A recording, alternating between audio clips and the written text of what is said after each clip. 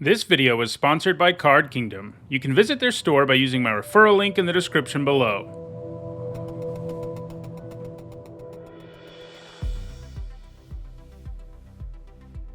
Hi everyone, I'm Neat Sahone, and it's time for another MTG Top 10, the series where I normally rank cards based on their historical performance at Magic's highest level of competition. Sometimes, though, I like to take a look at the other end of the spectrum, and that's what we're doing today, with a look at the worst blue creatures in Magic. While the cards that appear on this list and the order in which they appear is left up to my own opinion, there are some important things that have to be true about a card for it to show up on this list. First, it has to be bad in Magic's three main play modes, that is 40 card limited, 60 card constructed, and 99 card commander. Additionally, the card has to have always been bad. In other words, for a card to truly be considered one of the worst ever by me, it has to be bad everywhere and throughout all of Magic's history. To be eligible for this list, a creature had to have a mono blue identity. There are 1,981 creatures that meet that criteria, and in this video, I'll give you my picks for the 10 worst of the bunch. At number 10, it's Shift. This 4/2 costs 4 generic and a blue, and during your upkeep, you can choose to have it become any color or combination of colors. That design is actually kinda cool and makes Shift fairly unique, but unfortunately it also means that Shift is simply a vanilla 5 mana 4/2 in 99.9% of situations, because there just isn't that much you can accomplish by changing Shift's color to whatever you want it to be. At number 9, I have Elder Spawn. Blue has a lot of big creatures that are awful, and Elder Spawn is definitely one of those. To start with, you only get a 7 mana 6/6, and that's really not where you want to be. When you look at the cost, you might be thinking the text box will have some upside, and it does. It's just very narrow. It can't be blocked by red creatures. That's right, it doesn't even have protection from the color. It has a more narrow ability than that. However, if things ended there, Elder Spawn probably wouldn't be on this list. But it also comes with a massive downside, something that makes this card that already isn't worth playing into one of the worst blue creatures ever. At the beginning of your upkeep, you have to sacrifice an island, otherwise you have to sacrifice the spawn and take 6 damage. Even if you play against red decks 100% of the time, Elder Spawn is a bad card, but because you're not going to do that, it's just one of the worst blue creatures ever printed. At number 8, it's Wilderness Hypnotist, another bad color hate creature. For 2 generic and a blue, the Hypnotist is a 1/3 that can tap to give a red or green creature -2, -0 until end of turn. So, it can hose red and green creatures a tiny bit by lowering their power, and while that might actually be a useful ability from time to time, it's both narrow and underwhelming, especially on a 4 mana creature. If this could always tap to give any creature -2, -0, it still wouldn't be good. This is because lowering a creature's power is often not meaningful in the first place, so restricting which creatures this can do that to makes it even worse. At number 7, it's Port Inspector. For 1 generic and a blue, the Inspector is a 1/2, and it does have an ability that is technically upside, but that upside is minimal and not very accessible either. When it gets blocked, you get to look at your opponent's hand.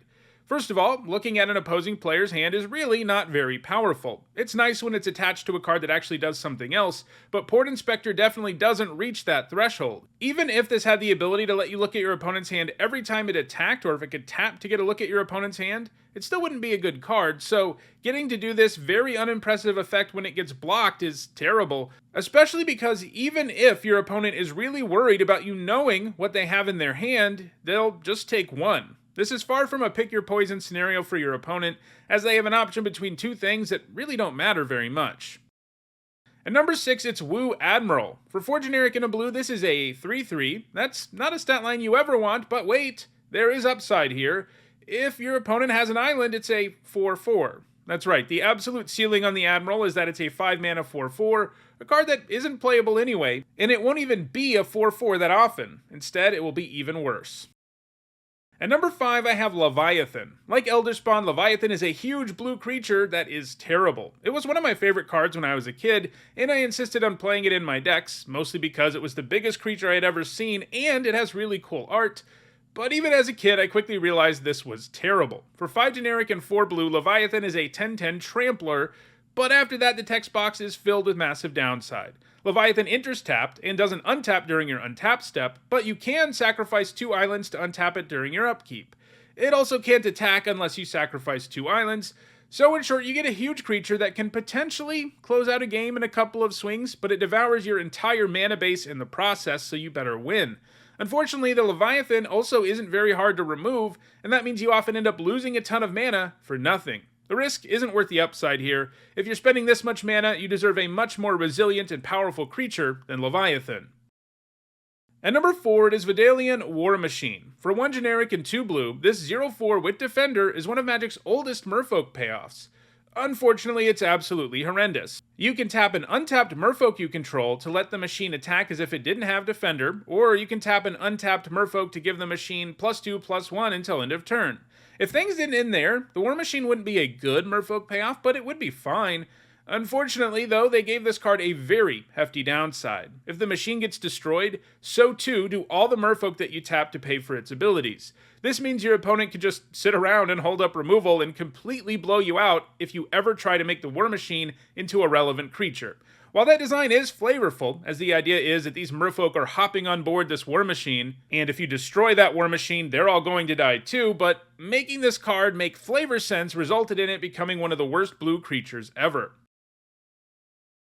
At number 3, it is Valonite Priest. For 1 generic and a blue, it's a 1/1, but it has an ability that is almost entirely useless. So you're mostly just getting a vanilla creature here. That ability lets you pay 2 blue mana to give a creature Shroud until end of turn. That ability would actually be pretty nice if you could use it whenever you wanted, but this has a massive timing restriction that makes it almost entirely useless. You can only use it during your upkeep. The whole point with Shroud is to use it in response to removal to save your creature. But this will virtually never do that because your opponent can just cast their removal in response. Additionally, Shroud has some significant downsides too because you can't target your own stuff, so forcing yourself to endure that downside for your entire turn can be bad, and of course it's completely useless during your opponent's turn. In short, there's no reason to ever spend the mana on this ability, and that makes this card absolutely terrible. At number 2, it is Cephalid Snitch. Like our last card, this is a 1/1 that costs 1 generic and a blue, and it has an ability that is almost entirely irrelevant. You can sacrifice it to make a creature lose protection from black until end of turn. There are only 58 cards in all of Magic with protection from black, and most of them aren't really played. You also have to be playing a blue-black deck for you to ever care about taking away protection from black, further limiting how many situations there are where this ability matters.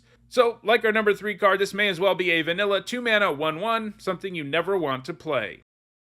And at number 1, I've included 3 cards because they all have similar downsides. Zephyr Spirit, Saprazan Raider, and Saprazan Outrigger. The Spirit is a 6-mana 0/6 that returns to your hand when it blocks. Saprazan Raider is a 3-mana 1/2 that returns to your hand when it becomes blocked, and Saprazan Outrigger is a 4-mana 5/5 that goes to the top of your library at the end of combat if it attacked or blocked. Zephyr Spirit is definitely the worst of the 3, as its stat line as a 6-mana 0/6 is hilarious, especially for a card with such a big downside. Blocking is basically all this card can do, thanks to having 0 power, and it isn't even good at it. Sure, it will never die in combat because it always bounces, but you know what? You'd much rather have a 6-mana 0/6 that just stays in play. That's much better upside than this nonsense ability is. The Raider is the second worst. Like the Spirit, it has stats that are well below rate, and it has a text box that is almost entirely downside. Returning to your hand anytime it becomes blocked does mean that it can't die in combat, but it also means your opponent can just block this with anything to make you get behind on board. It basically means enhancing this creature in any way is meaningless too, since it returns before ever doing damage, and if it is equipped or has counters or an aura, those will all go away when it gets bounced. So, yeah, your opponent has no incentive not to just block this. And yes, if you put this in a deck that has various effects for when a creature enters the battlefield, it gets a little bit interesting, but there are quite literally hundreds of other cards that combo better with that sort of thing that aren't this narrow with what they do and understated. The third worst of the bunch is Saprazan Outrigger. It's got stats that are actually pretty good, but its downside is arguably even worse than the other two. Instead of bouncing to your hand, it bounces to the top of your library. This means you actually go down a card anytime you attack or block with this, because now your next draw step is replaced by drawing this thing. And that's not worth the upside of a 4-mana 5/5. So those are my picks for the 10 worst blue creatures in the history of Magic. If you want to own any of these cards, check out the description where you can find a Card Kingdom link for each card that appeared in the video. If you want to make sure you catch future videos, don't forget to subscribe and turn on notifications. If you want to catch up on past videos, including many more that look at the worst cards ever, you should see a playlist on your screen shortly. Thanks for watching.